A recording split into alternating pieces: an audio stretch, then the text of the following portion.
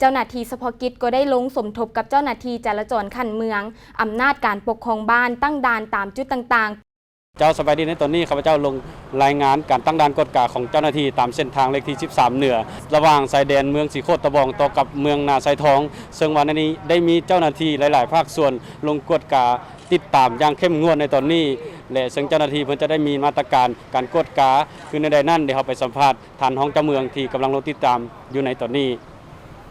เจ้าสวัสดีท่านสบายทั้งด้านเอามาตั้งด่านนี้เลยเริ่มมาตั้งแต่เราตั้งด่านเจ้าก่อนอื่นก็สบายดีเนาะโดยปฏิบัติตามคำสั่งเลขที่06ของนายกรัฐมนตรีและโดยปฏิบัติตามทิศชี้นำของทางนครหลวงแล้วก็ทางเจ้าเมืองสีโคตรตะบองทางองค์การปกครองเมืองสีโคตรตะบองพวกเขาได้สมทบกับองค์การปกครองเมืองนาไซทองได้ปรึกษาหารือกันเพื่อว่าเฮ็ดแนวใดให้จัดตั้งปฏิบัติคำสั่งเลขที่06โดยเฉพาะแม่นข้อ3กับข้อ4หั่นให้มันได้เข้มงวดหั่นแหละเนาะพวกเขาได้สมทบกันแล้วก็เลือกเอาจุดที่บ้านไซมงคุลนี้เมืองนาไซทองนี่เพื่อว่ากวดกาการเข้าออกของประชาชนหรือว่าผู้ที่สัญจรไปมาตามท้องถนนการตั้งด่านมาฮอดในมื้อนี้ประชาชนเขาให้ความร่วมมือน้อยหลายสำหรับนั้นการตั้งด่านมาฮอดมื้อนี้ประชาชนก็ถือว่าให้ความร่วมมือประชาชนก็ถือว่าเข้าใจแต่เห็นได้ว่าประชาชนนี่เรื่องให้ความร่วมมือเรื่องกวดกาเนี่ยความร่วมมือแต่ว่าเรื่องปฏิบัติคำสั่งเลขที่06นี่ของนายกรัฐมนตรีให้อยู่บ้านนี่ถือว่ายังเป็นจำนวนหลวงหลายที่ว่ามีความจำเป็นต้องเดินทางไปมาหั่นถือว่าความจำเป็นบางอย่างก็ถือว่ามันบ่ถูกกับคำสั่งของเลขที่06ของนายกรัฐมนตรีเช่นว่าเข้าไปในเมืองไปที่ว่าบ่มีเหตุผลเพียงพอพวกเขาก็ให้ได้กลับหรือว่าจะเข้ามาแต่นาไซทอง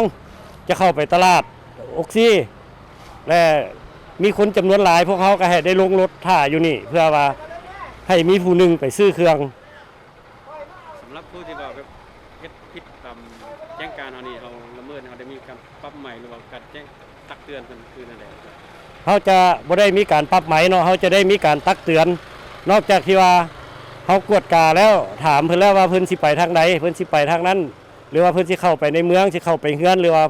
เพิ่นสิออกไปเฮือนเพิ่นหรือว่าเพิ่นสิไปยามพี่ยามน้องที่ว่าเหตุผลบ่เพียงพอตามข้อ3ข้อ4ของคำสั่งนายกรัฐมนตรีเฮาก็ได้เชิญเพิ่นกลับพร้อมทั้งศึกษาอบรมเพิ่นจะบ่มีการปรับใหม่เนาะแสดงว่าถ้าบ่มีแบบความจำเป็นแท้ๆจะบ่ให้ผ่านเลยนะครับแม่นแหละคันบ่มีความจำเป็นพวกเขาจะบ่ให้ผ่านพวกเขาจะให้กลับภายในให้ท่านฝากถึงประชาชนอยากให้ปฏิบัติตามว่าแผนการหรือว่าให้อยู่บ้านอยู่เรือนเพื่อป้องกันพยาธิเจ้า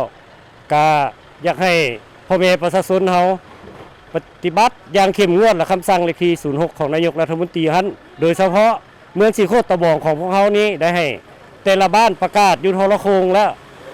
ถือว่าให้ประชาชนรับรู้เกี่ยวกับการจะไปจะมาเมื่อว่ามีความจำเป็นหรือว่า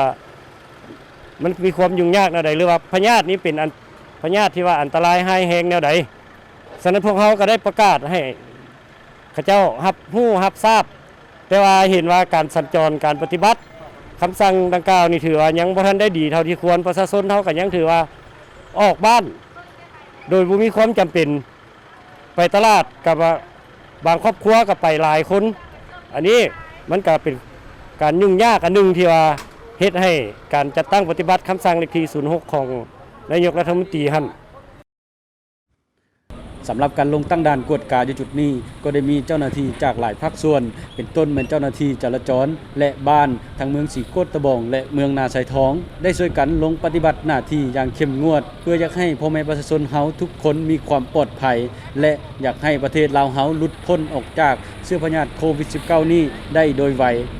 เช่นถ้าบุคคลใดจะเดินทางไปใส่มาใส่มันจะต้องได้มีใบอนุญาตจากบ้านจากสถานที่ต่างๆที่จะเป็นแท้ๆจึงจะอนุญาตให้ไปได้ยกเว้นกรณีไปซื้ออาหารการกินและไปห้องหมอเพื่อปิดปัวพยาธิและไป ไปส่งราชการต่างๆซึ่งผ่านการตั้งด่านมาตั้งแต่วันที่ 3 เมษายนมาฮอดในมื้อนี้ถือได้ว่ายังมีประชาชนจำนวนหนึ่งยังได้เดินทางไปมาอย่างบ่ขาดสายดังที่ท่านผู้ชมได้เห็นในภาพบรรยากาศในตอนนี้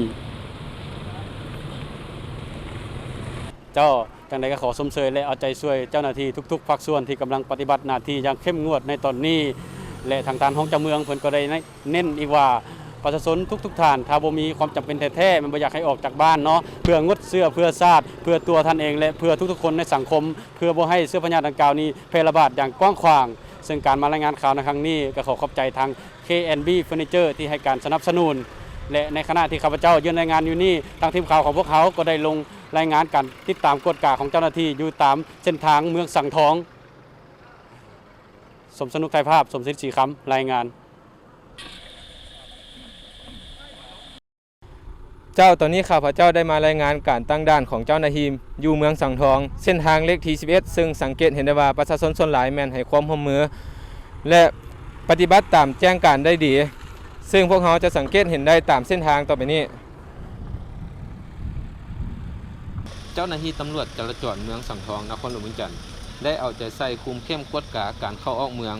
โดยเจ้าหน้าที่ได้ปิดเส้นทางบ่ให้รถสัญจรไปมา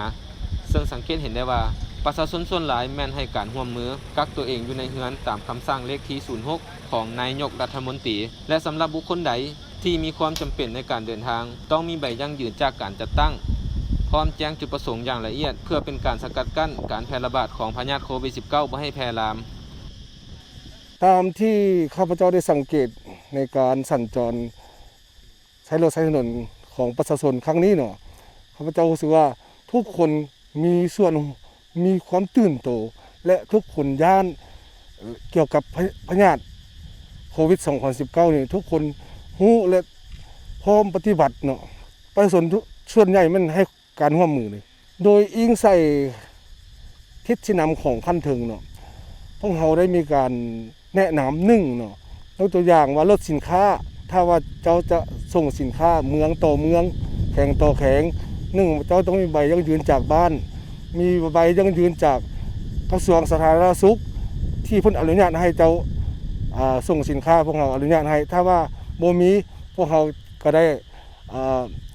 ศึกษาอบรมให้พวกเกี่ยว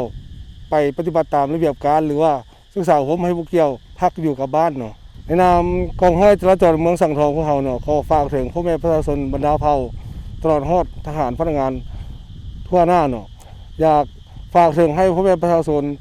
ให้อยู่บ้านอยู่เรือนของตัวเองเพื่อรักษาสุขภาพของตัวเองเพื่อคนที่ท่านรักและสังคมเนาะทั้งนี้ก็ขอชมเชยเจ้าหน้าที่และประชาชนเมืองสังทองที่ปฏิบัติต่อแจ้งการอย่างเข้มงวดและมีความตื่นตัวประกอบส่วนเพื่อป้องกันการแพร่ระบาดของพยาธิโควิด -19 นี้ตะวันภายภาพยังใส่รายงานจากเส้นทางเลขที่11เมืองสังทองนครหลวงเวียงจันทน์